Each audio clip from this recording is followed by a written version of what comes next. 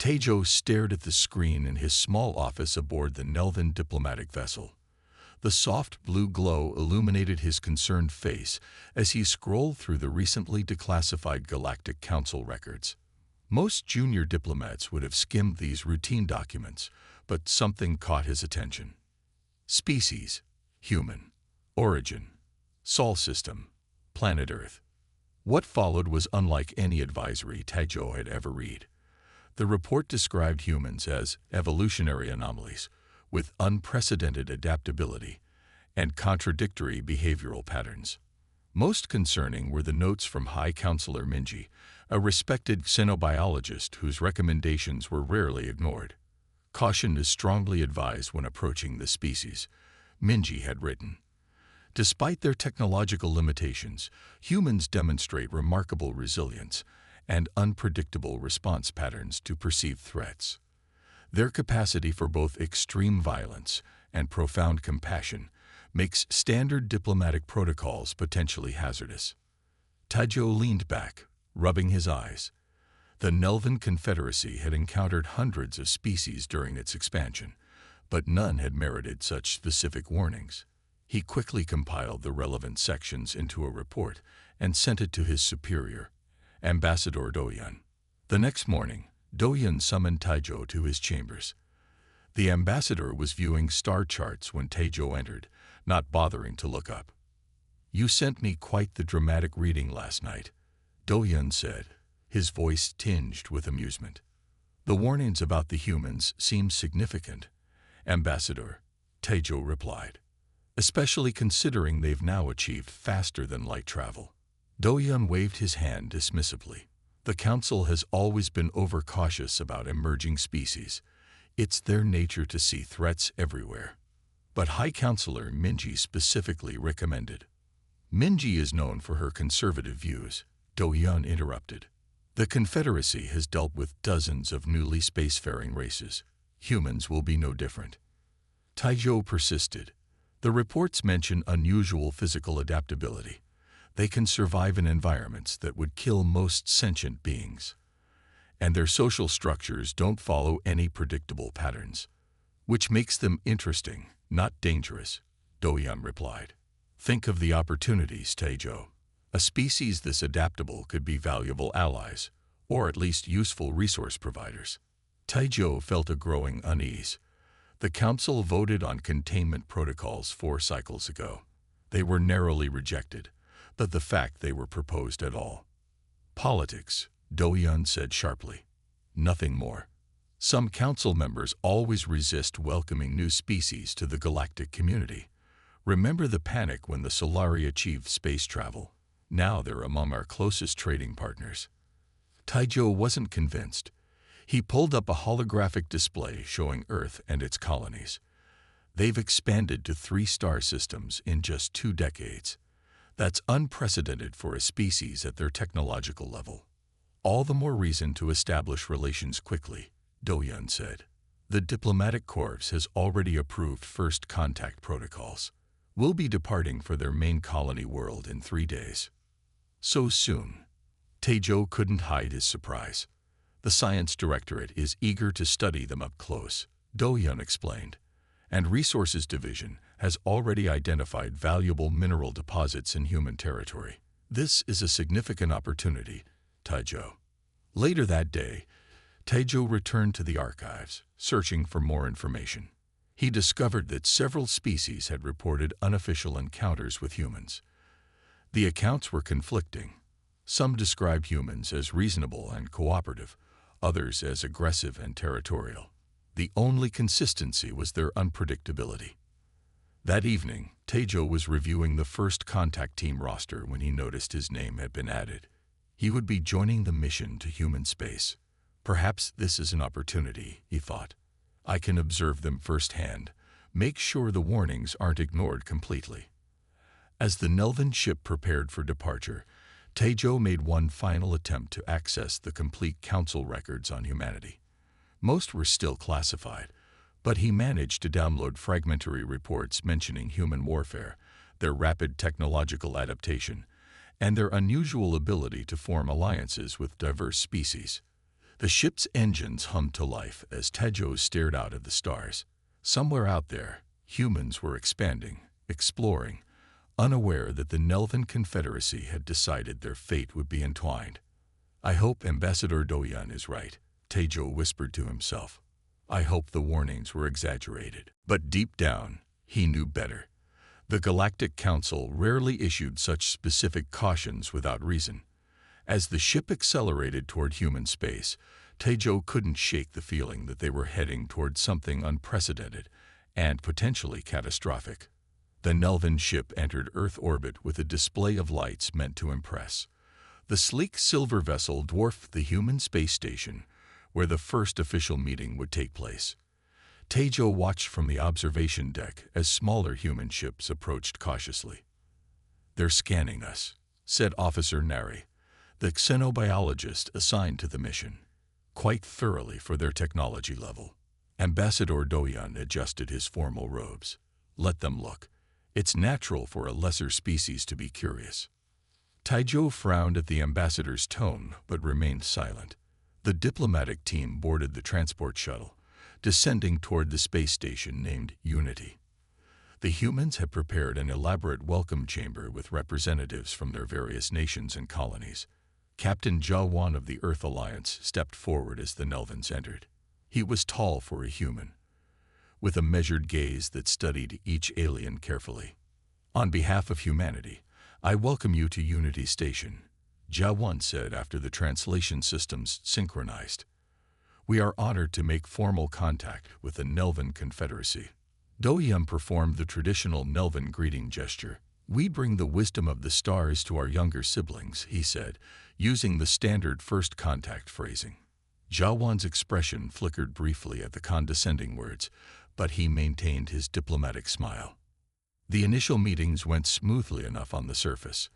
The Nelvans presented gifts of basic technology, medical scanners, atmospheric filters, and agricultural enhancement tools, while explaining the structure of the Galactic Council and interstellar law.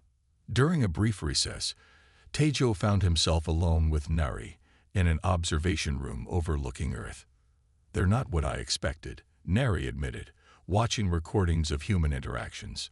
"They don't fit any of our standard species profiles." "How so?" Tejo asked. "Their social structures are contradictory. They form strong pack bonds, but maintain fierce individuality. They're omnivores with both predator and prey instincts. They show exceptional aggression, but also remarkable empathy." Nari shook her head. "Our behavioral models can't predict them." "The warnings mentioned this," Tejo said quietly. Their conversation was interrupted when a human aide entered, announcing that the resource negotiation session was about to begin. In the main conference room, Admiral Kijun had joined the Nelvan delegation. The military presence wasn't standard protocol for first contact, but Doyan had insisted they needed security expertise for resource discussions.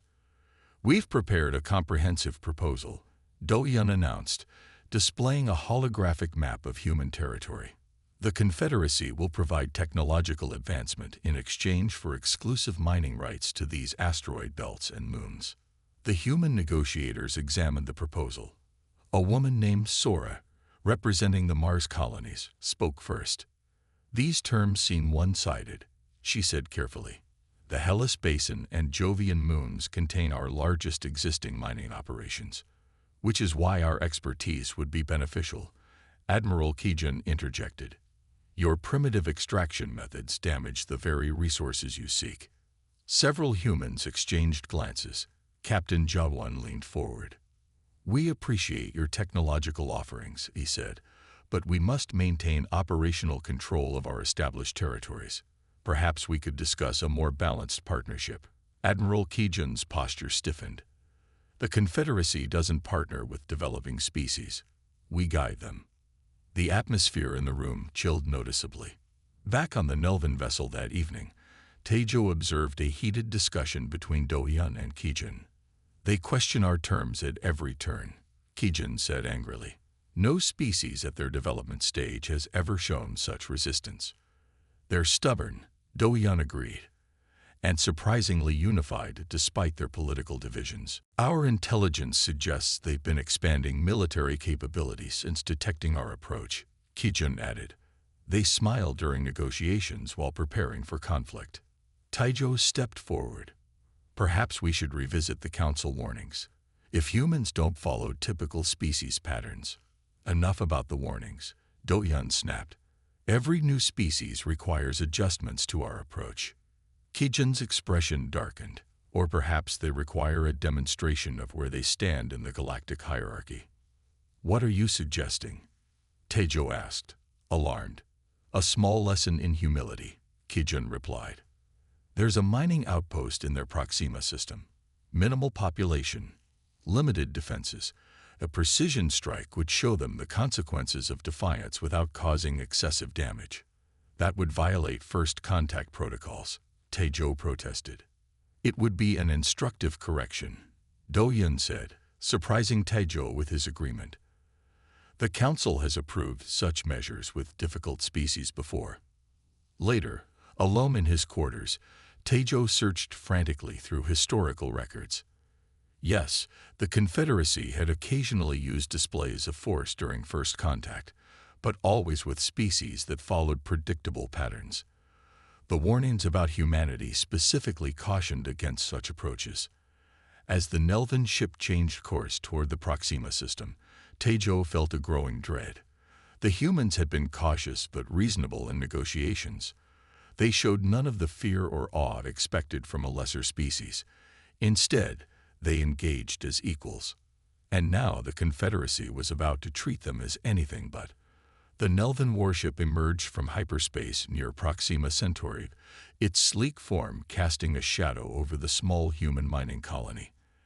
Admiral Kijun stood on the command deck, surveying the settlement through the main viewer. The colony consisted of several dome structures connected by transport tubes, with mining equipment scattered across the rocky surface. Minimal defenses as expected, reported Tactical Officer Hiyori. They have atmospheric shields and basic weapon emplacements, but nothing that poses a threat to our vessels. Kijun nodded with satisfaction. This will be quick and instructive. Target their power generation facility and communication array. Disable, don't destroy. Taijo watched from a corner of the bridge, his hands clenched tightly behind his back. Admiral, I urge you to reconsider. The council warnings specifically mentioned unpredictable responses to perceived threats. This is hardly a threat, Kijun replied dismissively. It's a correction. Every species needs to understand galactic realities. The Nelvan ship fired 2 precise energy bursts. The first struck the colony's power core, causing its lights to flicker and die. The second disabled the main communication tower in a shower of sparks. Power systems offline. Communications disabled. Hiyori confirmed. The humans are effectively isolated. Good, now we wait, said Kijun. Standard procedure for civilized species is to send representatives to surrender within 1 planetary rotation. Taijo frowned. And if they don't follow standard procedure? Kijun's expression hardened. Then we'll escalate the lesson. 6 hours passed with no response from the colony. Instead of sending surrender delegates, the humans were visibly reinforcing their positions, using emergency power to strengthen their shields. Curious, muttered Ambassador Do-yun. They should be preparing terms by now. Suddenly, alarms blared across the Nelvan bridge. Multiple ships dropping out of hyperspace. Hiyori shouted, her voice rising in disbelief. They're human vessels. On the view screen, 7 warships materialized around the Nelvan position. They were smaller than the Nelvan cruiser, but moved with surprising coordination, quickly establishing a containment formation. Impossible, Kijun whispered. Their fleet was near Earth. They couldn't have responded so quickly. They're hailing us, Hiyori reported. The screen changed to show Captain Jawan, his formerly diplomatic expression replaced with cold determination. Nelvan vessel, you have committed an unprovoked act of war against a civilian colony. Power down your weapons and prepare to be boarded. Kijun's face flushed with anger. This is absurd. We merely delivered a necessary correction to your behavior. Lower your shields and accept Nelvan authority. Jawan's expression didn't change. You have 30 seconds to comply before we open fire. They're bluffing, Do-Yun insisted. Their weapons can't penetrate our shields. Taijo stepped forward urgently. We should withdraw. This isn't following any expected pattern. Before Kijin could respond, the human ships opened fire simultaneously. Their weapons, clearly modified beyond what should have been possible at their technology level, struck the Nelvan shields with surprising force. Shields at 60%. Hiyori called out in shock. They're using resonance frequencies that match our shield harmonics. Impossible, Kijin muttered. How could they know our shield specifications? The Nelvan ship returned fire, destroying one human vessel and damaging another.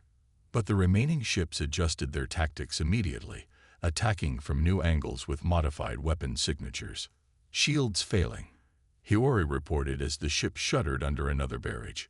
They're adapting their attack patterns. Kijin ordered an emergency retreat. The Nelvan ship limped into hyperspace, leaving behind the human fleet and the colony they had intended to subdue. Back at Nelvan Command, the news spread quickly. The humans had not only defended their colony, but had launched counterattacks against Nelvan outposts in 3 different systems. Somehow, they had united their previously divided factions into a coordinated response. They don't fight like civilized beings, Kijun raged during the emergency council meeting.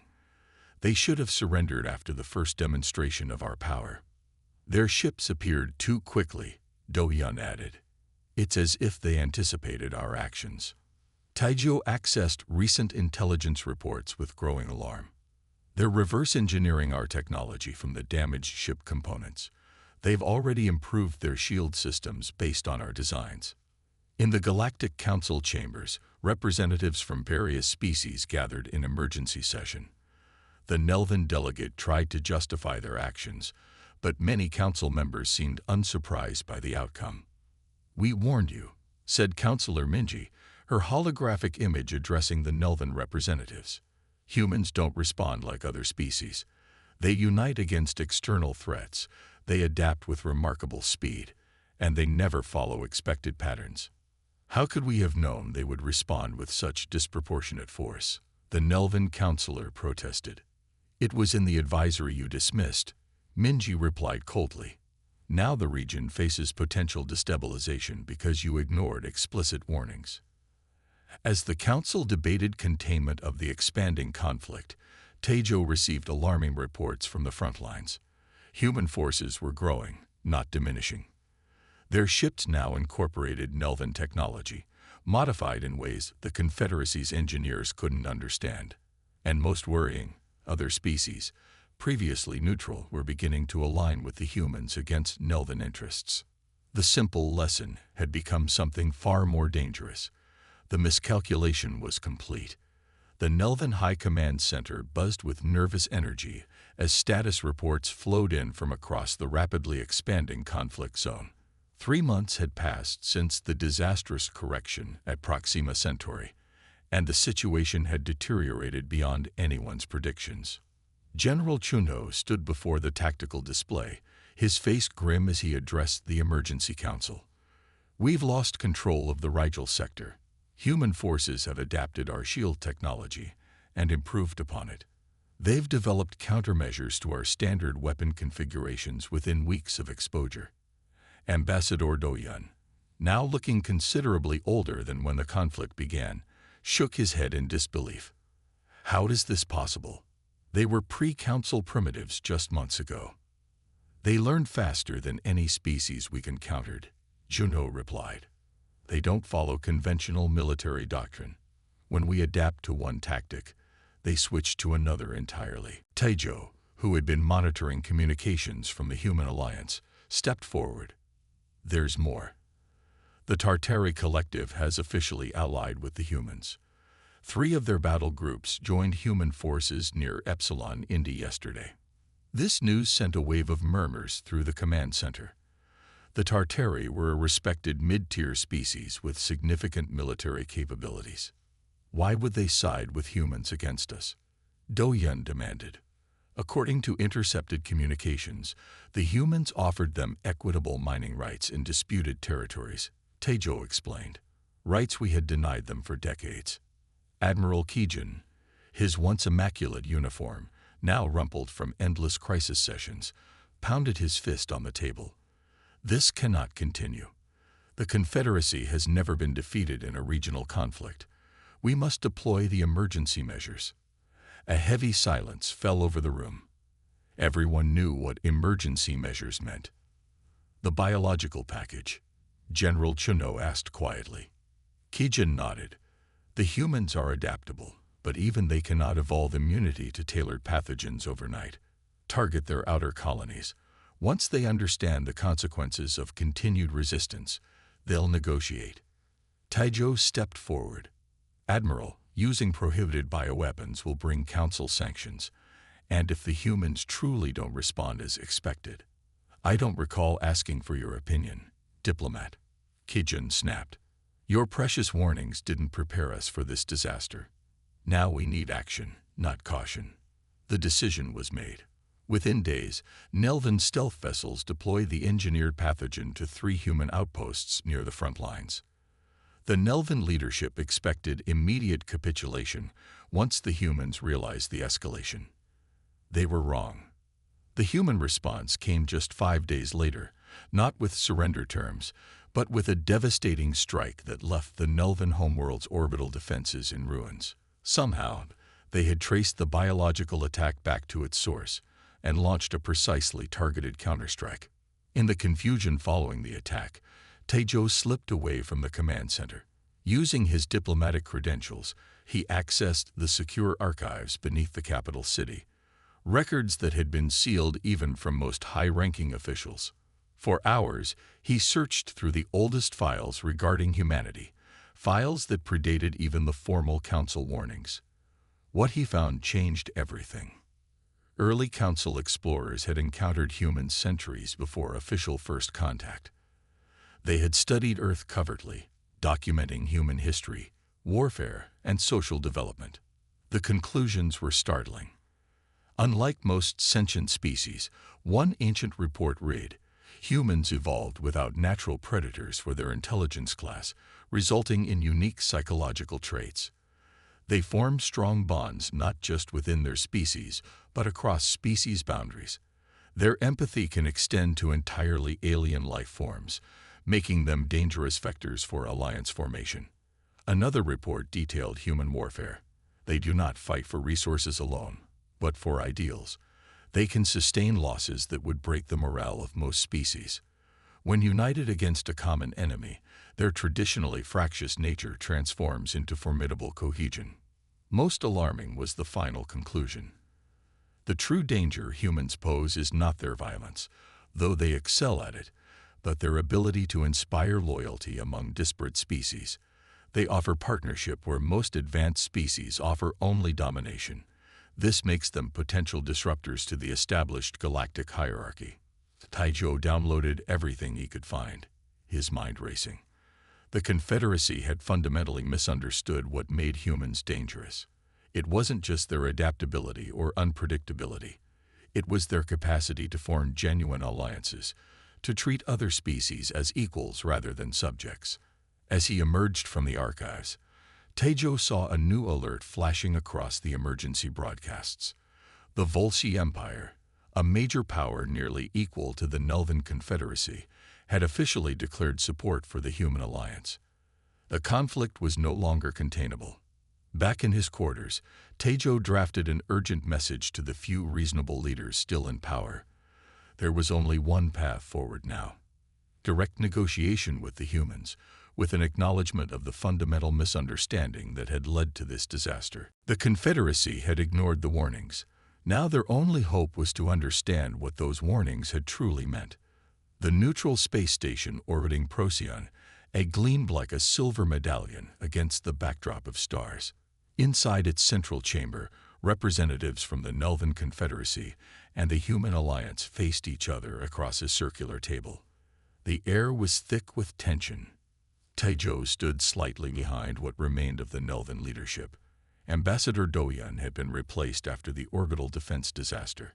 Admiral Kijin was absent, rumored to be facing charges for the biological attack.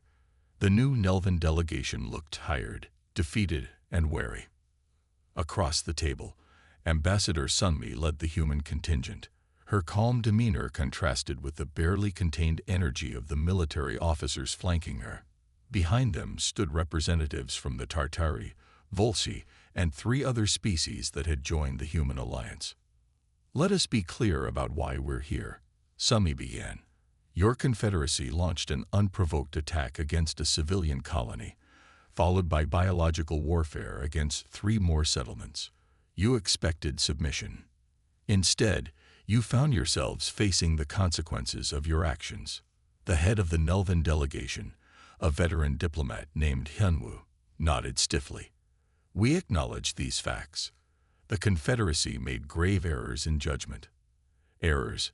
A human general named Minho leaned forward, eyes flashing with anger. "You killed thousands of civilians." Sunmi raised a hand slightly, and Minho settled back, though his expression remained hard. Taizhou stepped forward. "With your permission, I have information relevant to these negotiations." All eyes turned to him. Since his discovery in the archives, Taizhou had been working quietly to build support for a peaceful resolution. "The Confederacy's actions were inexcusable," Taizhou began, "but they stemmed from a fundamental misunderstanding. We failed to comprehend what made humans unique among species we encountered." He activated a projection showing the classified council reports he had discovered. The Galactic Council studied Earth for centuries before first contact. Their warnings weren't just about human unpredictability or capacity for violence, though those were factors. The true concern was humanity's approach to interspecies relations. Taizhou highlighted sections of the reports, where advanced species typically establish hierarchical relationships with developing civilizations. Humans seek partnerships. Where we expected submission, you offered cooperation. When threatened, you didn't fragment as most species do. You unified and formed alliances with others. The chamber was silent as both delegations absorbed this information. "You're saying the council knew all this and still approved the first contact protocols?" Sunmi asked. "The full reports were classified," Taizhou explained. "Most council members saw only sanitized summaries. The warnings were dismissed as xenophobic caution." Hyunwoo studied the human delegation with new understanding. "So the price of our ignorance is not just military defeat, but a fundamental reshaping of regional power." "Precisely," Taizhou said. "We approached humans as we would any developing species, as subjects to be guided. We should have approached you as potential equals." Sunmi considered this for a long moment. "Your insight is valuable, Diplomat Taizhou. It helps explain the catastrophic miscalculations your people made." She turned to her colleagues briefly before continuing. "We are prepared to offer peace terms." The terms appeared on the main display. They were surprisingly moderate. No planetary concessions, no crippling reparations. The Nelvan delegation visibly relaxed until they reached the final item. "This is unprecedented," Hyunwoo said, tension returning to his voice.